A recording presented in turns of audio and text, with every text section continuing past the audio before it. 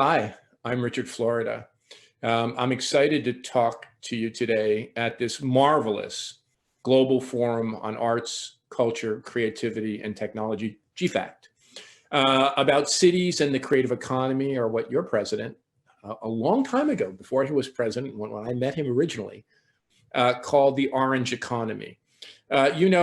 We are going through a pretty substantial economic transformation in Colombia, in Latin and South America, in North America. I'm coming to you today from Toronto, which is in back of me, the United States, where I hail from.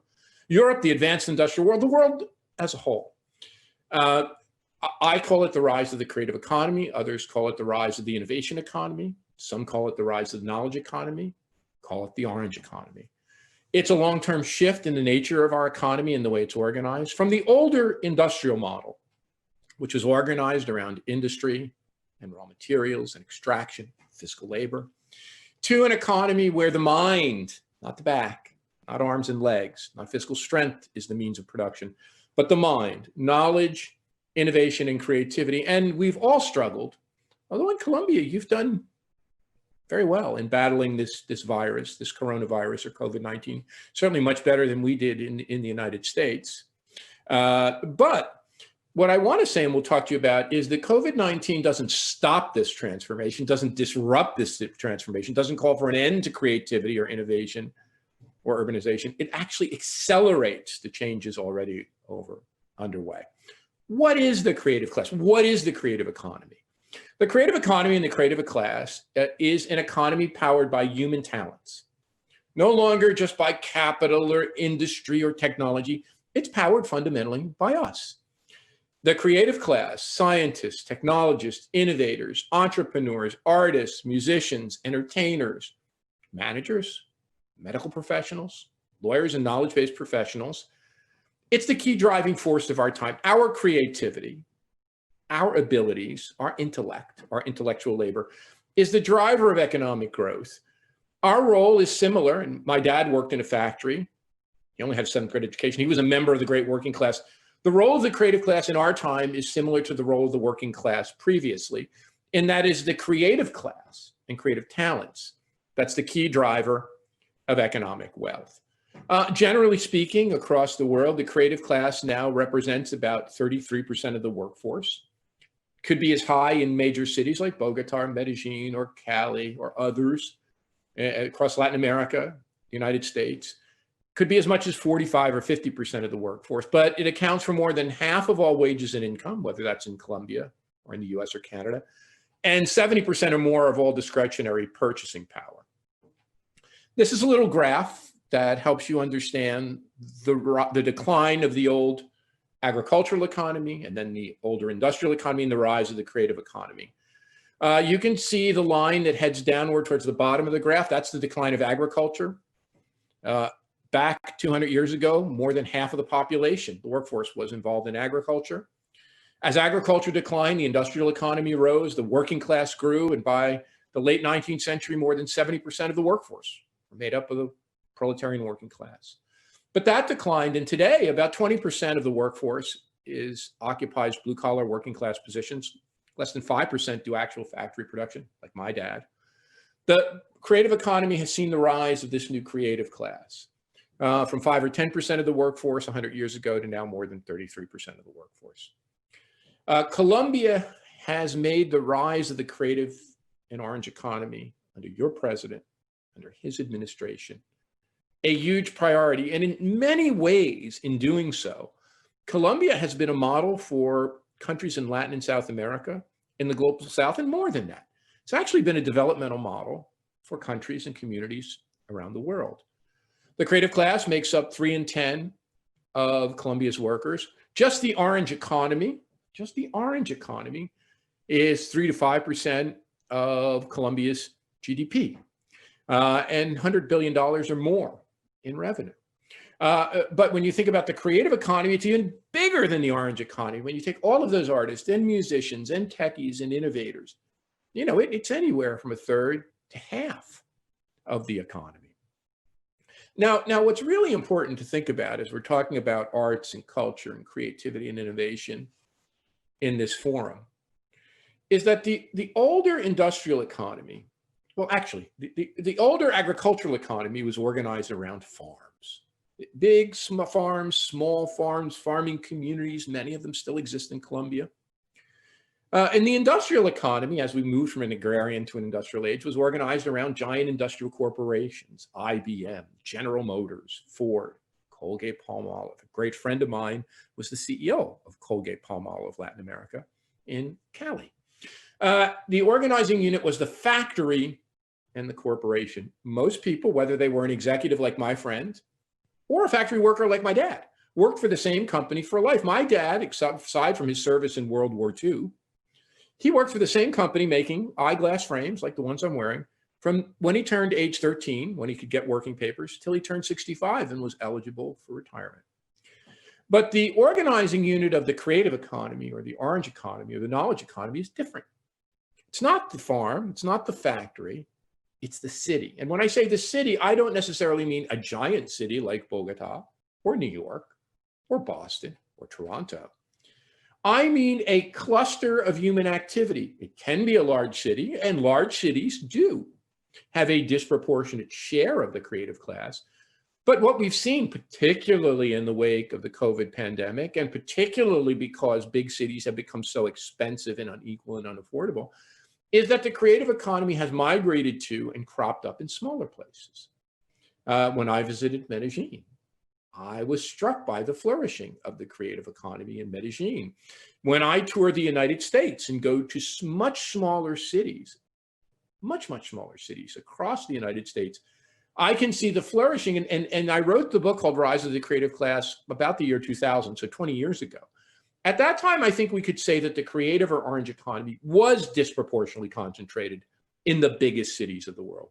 In the Bogotas, the Sao Paulos, the Miamis, the New Yorks, the Washington, D.C.s, the Los Angeleses, the San Franciscos, the Tokyos, Paris, London.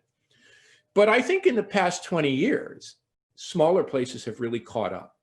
There has been a spread and diversification of the creative economy. So when I say the city, I mean a community or cluster of people that can be in a large city, can be in a smaller or medium-sized city.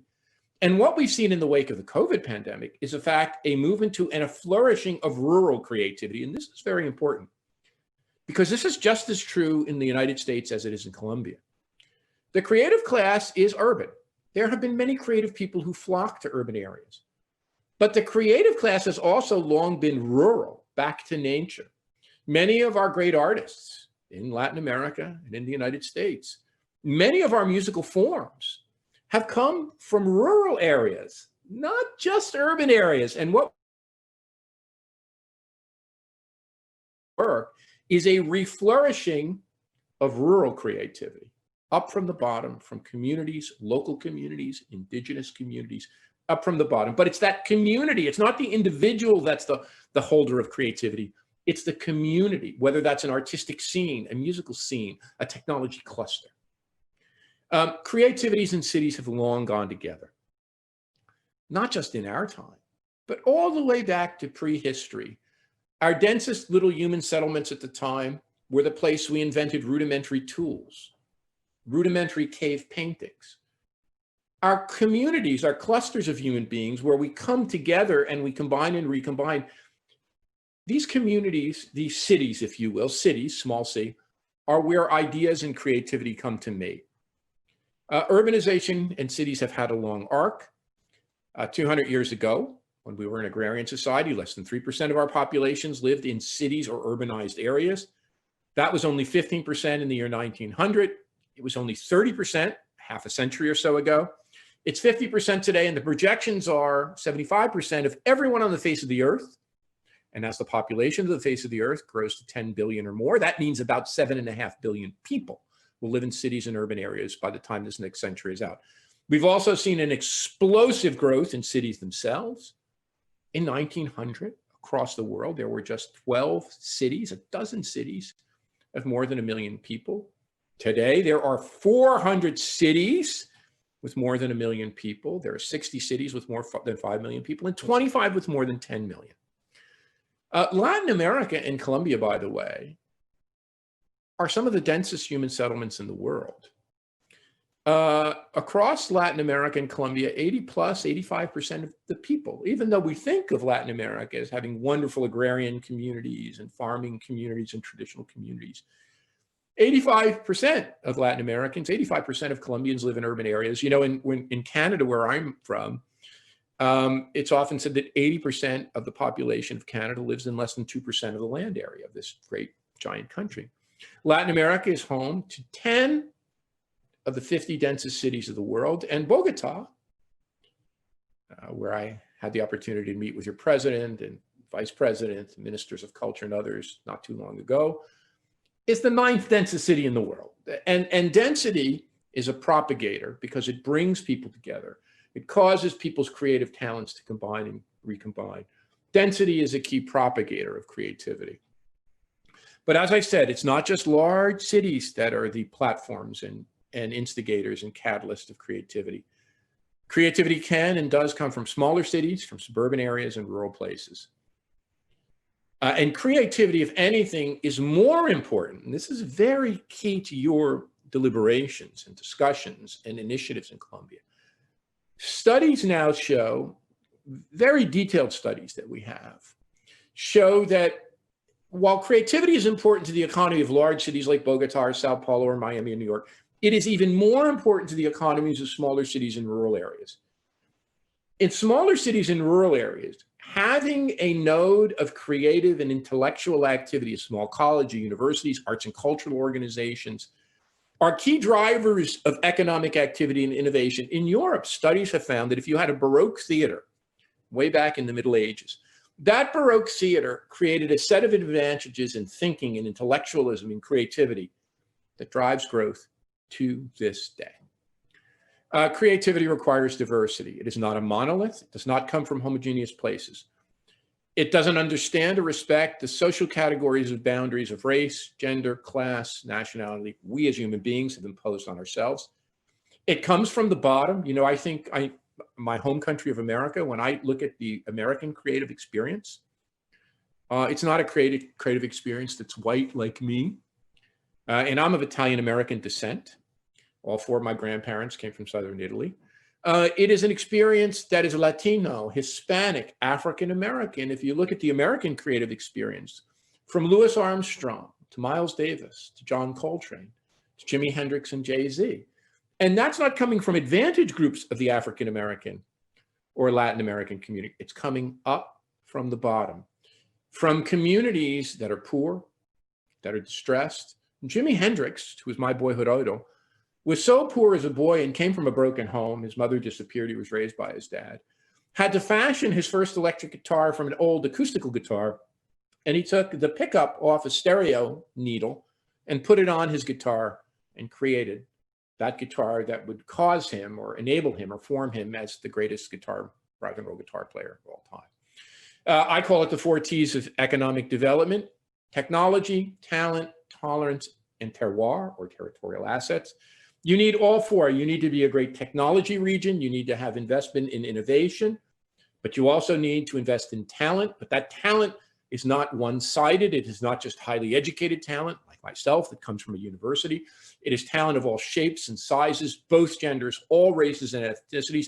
And that's why there's a need for tolerance, communities that are open-minded and tolerant, open-minded with regards to the musical community, the artistic community, racial and ethnic minorities, the gay and lesbian community, sexual orientation. A tolerant community flourishes the creativity from all its talent, and that is embedded in a territory, a community, where that creativity is nestled and nurtured. Look, we can't ignore this horrific virus that's in our midst. Hopefully, you know, we've endured this for 8 months now. Hopefully, over the next few months, as fall turns to winter, we will have some effective vaccines, and they do look very promising. Several of them look very, very promising. So hopefully this will be over, and I'll be able to visit with you in person, certainly by the next year's time. But, you know, many pundits and prognosticators have said, well, COVID-19 is the end of cities, is the end of clustered creativity. It will put an end to the human connections and fiber, the communities that nurture creativity. But cities will survive. They always have.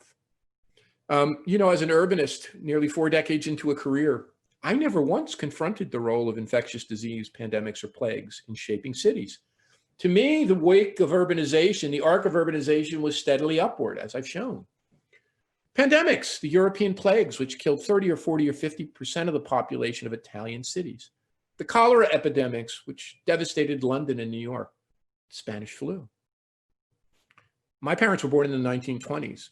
Most of my aunts and uncles, and I come from a large Italian family, were born or toddlers during the Spanish flu. Nobody mentioned it to me. I didn't know it existed.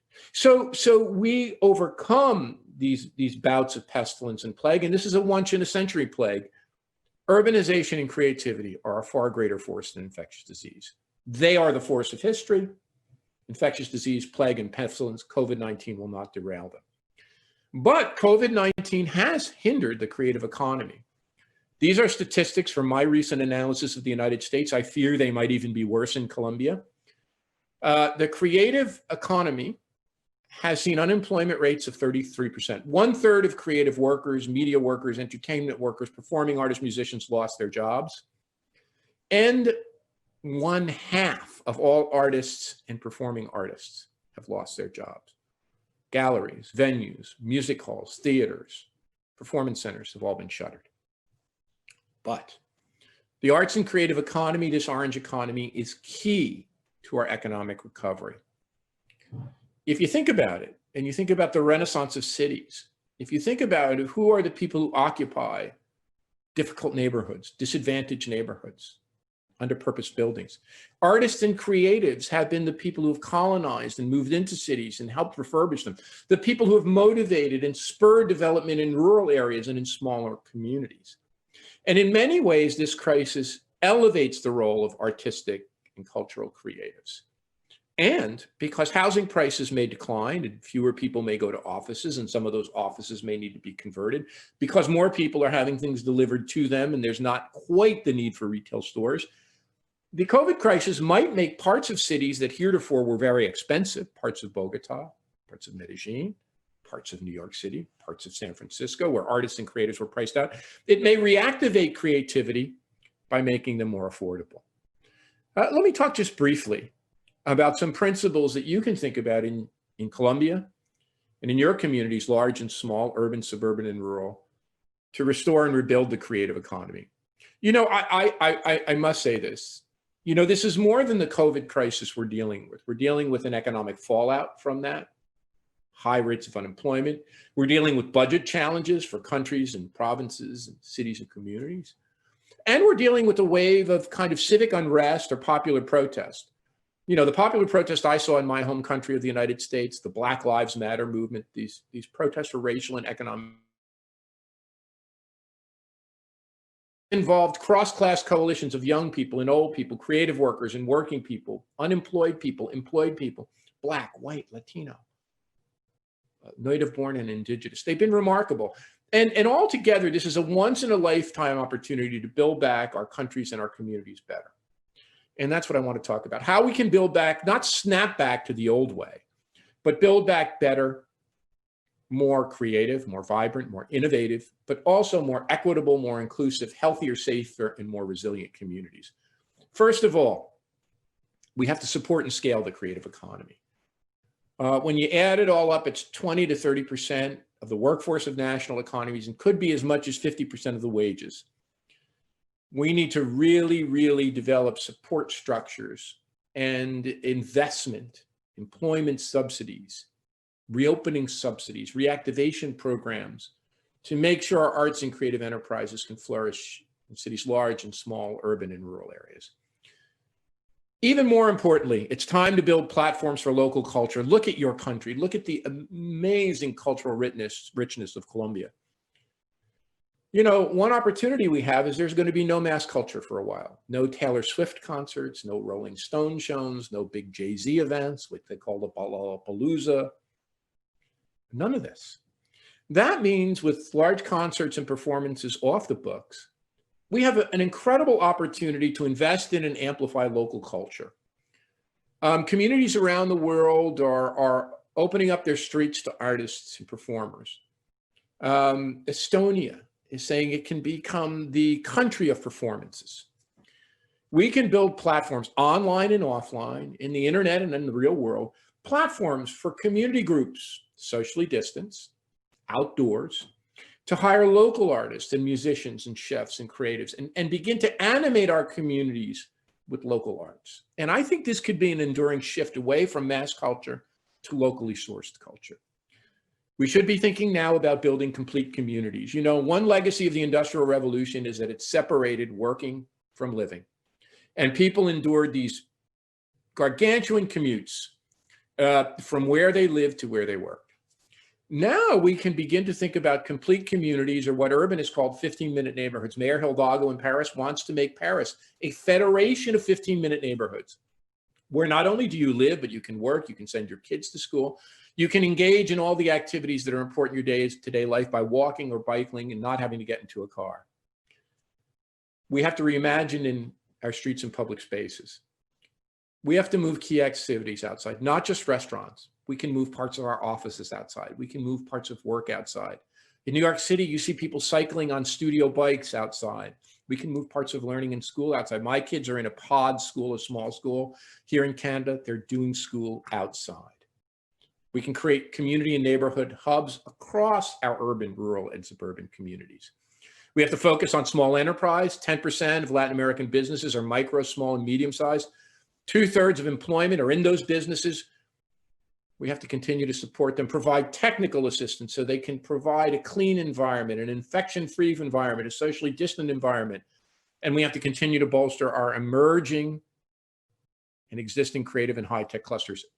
Most importantly, and this is something I've worked on in Colombia and with the Inter-American Development Bank, it's time to think about how do we localize economic development. Move it from the federal level with federal supports and national supports, move it from the national level to the local level.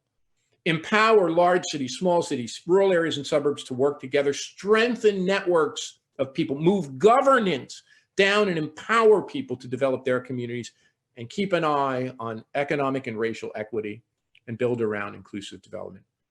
It's such a pleasure being with you at this forum for global creativity and culture. Colombia has been such a leader, and your president and his administration have been such leaders in bolstering this creative and innovative economy. You've been a model. You've become a model for a world. I've enjoyed my visits to Colombia.